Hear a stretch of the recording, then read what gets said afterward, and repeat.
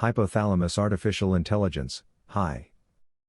Digital transformation powered by real-time autonomous and intelligent algorithms. Presents the short conference, From Human Brains to Artificial Brains. It corresponds to one of several short conferences, in which the advances of HI research are presented, on the topic of artificial brains and decision-making artificial intelligence. The list of short introductory lectures to decision-making artificial intelligence are presented in the picture. From Human Brains to Artificial Brains. The creator of the human brain conceived it as the integration of three main organs, or systems: neocortex, hypothalamus and hippocampus. The hypothalamus is part of the thalamus. The connection between all the subsystems, within and between them, is made by bioneurons. For this, biological neural networks are formed, through which information flows in the brain, and in general in the human body. The neocortex contains millions of neurons that communicate with each other, to capture the world that occurs around the human being. The connectivity of these neurons does not occur based on a dense network, that connects all neurons to each other. Connectivity is based on a sparse network, which can be assimilated to a sparse array.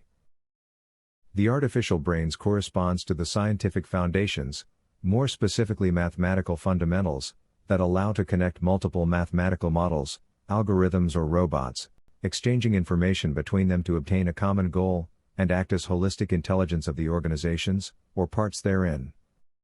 Like the human brain, the artificial brain is composed of the following artificial components: neocortex, hypothalamus, and hippocampus. Neuroscientific studies associate the network of neurons of the cerebral cortex in layers, and in columns, connected in an organized hierarchical way.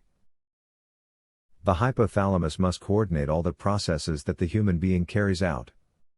The artificial hypothalamus must connect the multiple mathematical models, algorithms, that are part of the artificial brain, exchanging information between them to obtain a common goal, mathematically an objective function. This activity must be autonomous, permanent, and based on distributed processing. Hippocampus store the experience, and the knowledge acquired over time in the human brain.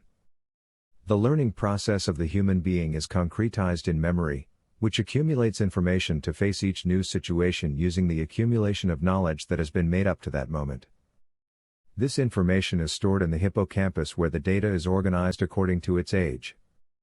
Like any physical element, its use affects its reliability, and that is why short memory, the one that stores the data of the last days, begins to fail with age, until it is lost, while long-term memory can store very sharp data, but that require greater access time to locate them, remember.